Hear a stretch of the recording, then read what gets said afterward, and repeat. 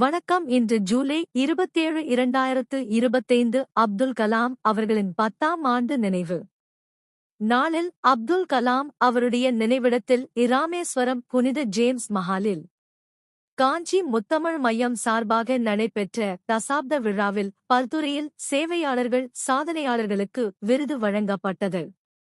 இதில் ஆவணியாபுரம் சேவாரத்னா மதிப்பூறு முனைவர் டி.யு. சரவணன் சமூக சேவகர் அவர்களின் இளைய மகள் திருக்குறள் செல்வியிற்று சஹானா விற்கு சிறந்த மாணவி என்ற விருதை சிறப்பு விருந்தினராக அப்துல் கலாம் அவர்களின் பேரன் டாக்டர் ஏபிஜே ஷேக் சலீம் அவர்களின் திருக்கரங்களால் விருது வழங்கப்பட்டது.